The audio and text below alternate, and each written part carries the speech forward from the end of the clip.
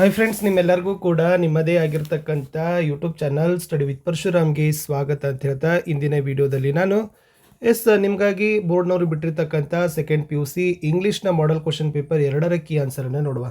So already ನಾನು 1ನೇ model question paper key answer ಮತ್ತು ಮೋಸ್ಟ್ ಇಂಪಾರ್ಟೆಂಟ್ ಕ್ವಶನ್ಸ್ಗಳನ್ನೆಲ್ಲವನ್ನು ಕೂಡ ಹಾಕಿದ್ದೀನಿ. ವಿಡಿಯೋದ ಡಿಸ್ಕ್ರಿಪ್ಷನ್ ಬಾಕ್ಸ್ನಲ್ಲಿ ಒಂದು ಪ್ಲೇಲಿಸ್ಟ್ ಲಿಂಕ್ ಅದ PUC first and second year all exam question paper ಅಂತ ಇದೆ. ಅಲ್ಲಿ ಹೋದರೆ ಸಾಕು, ನೀವೆಲ್ಲ ಕನ್ನಡ ಇಂಗ್ಲೀಷ್ ವಿಡಿಯೋಗಳನ್ನು ನೋಡ್ಬೋದು. ಎಲ್ಲ ವಿಷಯದಲ್ಲಿ ಇದೇ ಥರನಾಗಿರ್ತಕ್ಕಂಥ ಲೈನಪ್ ಮಾಡ್ತೀವಿ ಅಂತ ಹೇಳ್ತಾ ಲೈಕ್, ಶೇರ್ ಮತ್ತು ಸಬ್ಸ್ಕ್ರೈಬ್ ಮಾಡೋದನ್ನು ಮಾತ್ರ ಮರೆಯದಿರಿ.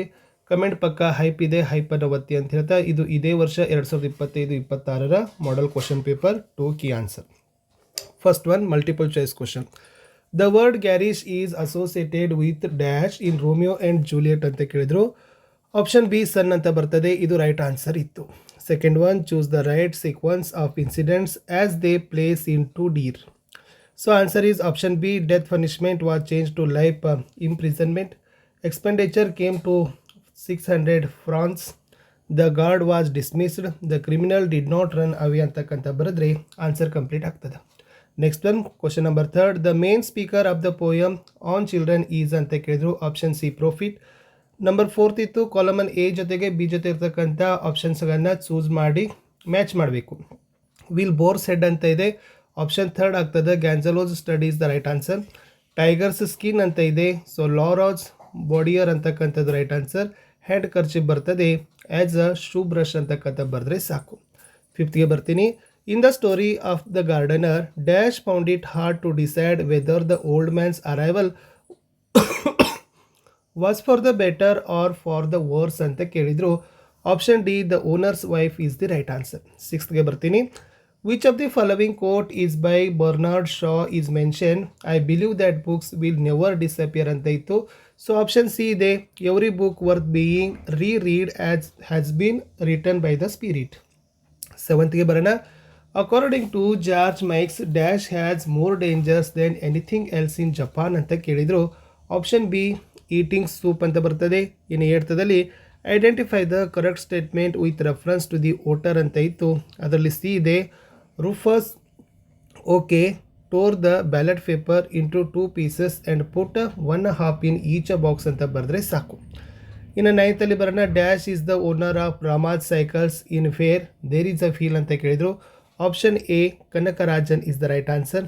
10th the Panchama had to wait at the well until dash arrived the draw writer in the poem water. Option C, ಅಶುದ್ರ ಇಸ್ ದ ರೈಟ್ ಒನ್. ಇನ್ನು ಫಿಲ್ ಇನ್ ದ ಬ್ಲ್ಯಾಂಕ್ಸ್ ಇತ್ತು, verbs ಇದ್ದಾವೆ. So build ಅಂತಿದೆ, so ಅಲ್ಲಿ ಏನಿರ್ತಕ್ಕಂಥದ್ದು was build ಅಂತ ಬರಿಬೇಕಾಗಿತ್ತು. Appoint ಇದೆ, ವೇರ್ ಅಪಾಯಿಂಟೆಡ್. ಇಲ್ಲಿ ಇನ್ವೈಟ್ ಇದೆ, ವೇರ್ ಇನ್ವೈಟೆಡ್ ಅಂತ ಬರೆದ್ರೆ ಸಾಕು. ಇನ್ನು ಎಕ್ಸ್ಪ್ರೆಷನ್ಸ್ಗಳನ್ನ ಬರಿಬೇಕಾಗಿತ್ತು. Ramesh had promised to give up is the first one. Sweets as per doctor's advice as he was a diabetic. He is face lit up, ಅದು ಸೆಕೆಂಡ್ ಬತ್ತು. He saw a sweet printed sugar free ಅಂತ ಬರೆದ್ರೆ ಸಾಕು. Move to the next one. ಅಲ್ಲಿರ್ತಕ್ಕಂಥ ನೌನ್ಸ್ಗಳನ್ನು ಅವ್ರ ಪ್ರೊನೌನ್ಗಳನ್ನು ಯಾವ noun ಜೊತೆಗೆ ಇದೆ ಅನ್ನೋದನ್ನು ಬರಿಬೇಕಿತ್ತು. ಫಸ್ಟ್ ನೋಡಿ, ಹಿ ಅಂತ ಇದೆ, ಅದರಲ್ಲಿ ಡಾಕ್ಟರ್ ಗೋಲ್ಡ್ ಸ್ಮಿತ್ ಬರ್ತದೆ. ಸೆಕೆಂಡ್ ಹೀಸಲ್ಲಿ ಹೌಸ್ ಬರ್ತದೆ. Next she, a poor woman. Who, poor women's husband. Which ಅಂತ ಕೇಳಿದ್ರು ಅ ಸ್ಮಾಲ್ ಬಾಕ್ಸ್ ಅನ್ನೋದನ್ನು ನೀವೇನು ಮಾಡಬೇಕಾಗಿತ್ತಪ್ಪ ಅಂದರೆ ಆ ನೌನ್ಗಳು ಇಂಡಿಕೇಟ್ ಆಗ್ತವೆ ಪ್ರೊನೌನ್ದು. ಇನ್ನು ನೆಕ್ಸ್ಟ್ ನೋಡೋಣ 2 marker questions. So first number 14th ಏನು ಕೇಳಿದ್ರು ನೋಡಿ. Give any 2 images that describe the beauty of Juliet in Romeo and Juliet. Very most important. Juliet is compared to a bright jewel in an Athenian era. She is also described as a snowy dove among crows. 15th. What do bows and arrows refer to in the poem on children? Bows refer to the parents and arrows refer to the children in the poem. 16th. What were the parents of Vandana Shiva? Vandana Shiva's father was a forest conservator and her mother was a farmer. Number 17th, where does the water sit innocently in the poem water? Where does it dance into anta kelidru. So the answer is water sits innocently is a Bisleri bottle and dances its way into the Pepsi Man's bottle. In the next nodana 3 marker question.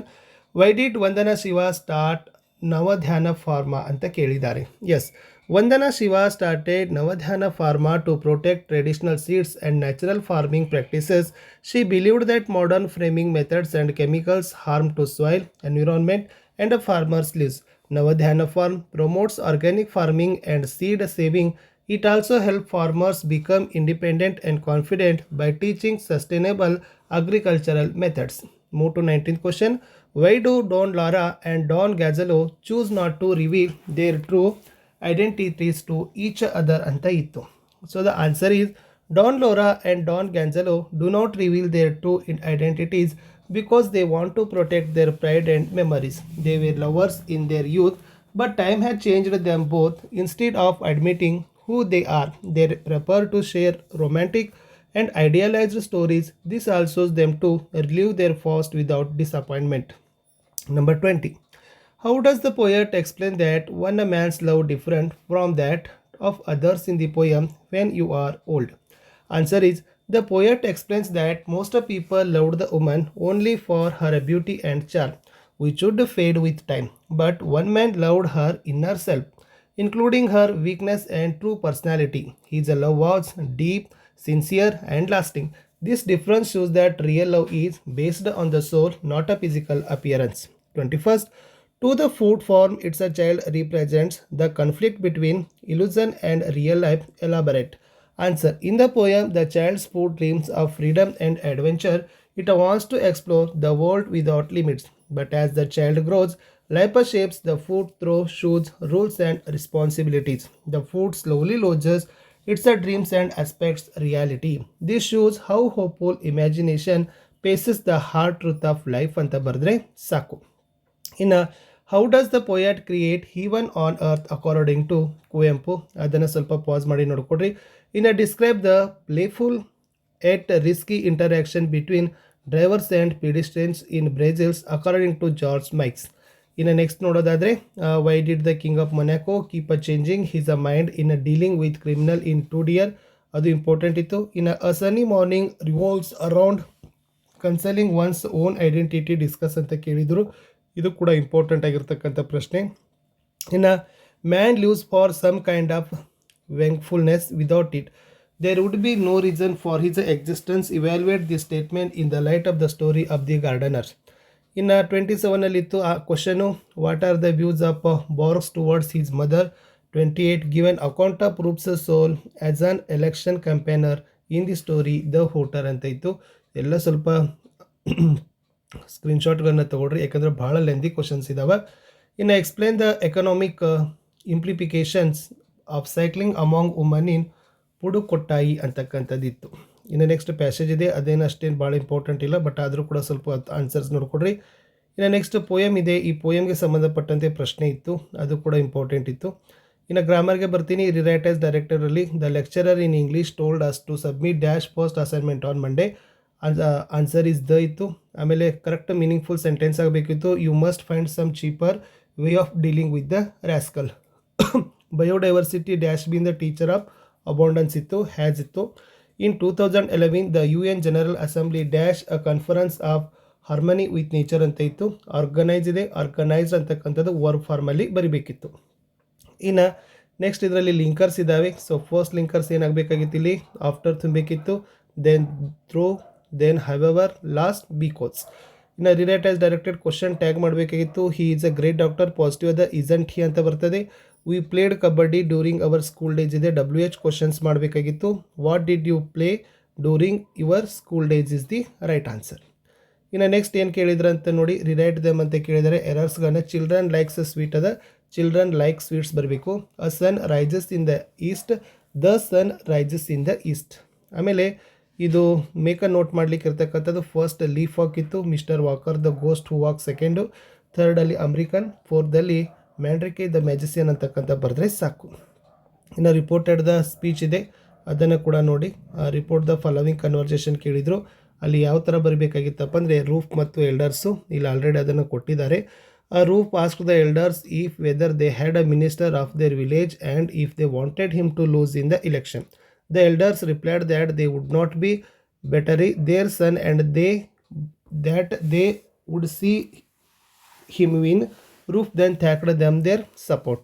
ಇನ್ನು student ಮತ್ತು teacher ನಡುವಿನ conversation ಇತ್ತು. Student ಹೇಳ್ತಾನೆ, good morning sir. Teacher, very good morning. Student, may I borrow your book sir. Teacher, sure you can have the book. Student ಹೇಳ್ತಾನೆ, thank you. Already ಇಲ್ಲಿ greeting, request, express gratitude ಇದೆ, ಅವುಗಳನ್ನೇ use ಮಾಡಬೇಕು. ಓಕೆನಾ. Letter ಇದೆ ನೋಡಿ, last ಒಂದು application ಇತ್ತು, ಜಾಬ್ ಅಪ್ಲಿಕೇಶನು, ಅಲ್ಲಿ already name XXX, address YYY ಬರೀಬೇಕು. Wanted office assistant, qualification PUC, skill ಕೇಳಿದ್ದಾರೆ, ಅಪ್ಲೈ ಯಾರಿಗಂತ ಕೇಳಿದರು. ಈ ತರನಾಗಿ XXX YYY ಡೇಟು 2 ಹಾಕಬೇಕು. Subject salutation, letter of the body ಹಾಕಿ ಎಂಡ್ ಮಾಡಿದರೆ ಸಾಕು. ಮತ್ತು ಇನ್ನೊಂದು ಏನು ಕೇಳಿದ್ದಾರೆ ಅಂದರೆ, ಸೊ ನಿಮಗೆ ಸ್ಪೀಚ್ಗಳನ್ನು ರೈಟಿಂಗ್ ಮಾಡಲಿಕ್ಕೆ ಕೇಳಿದ್ದಾರೆ.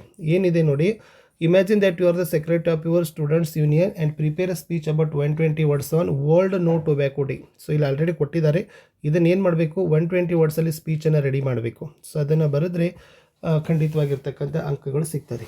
ಇಷ್ಟಿತ್ತು ಈ ವಿಡಿಯೋದಲ್ಲಿ ಅಂತ ಹೇಳ್ತಾ, ವಿಡಿಯೋನ ಲೈಕ್, ಶೇರ್ ಮತ್ತು ಸಬ್ಸ್ಕ್ರೈಬ್ ಮಾಡೋದನ್ನು ಮಾತ್ರ ಮರೆಯದಿರಿ. ಬಾಯ್.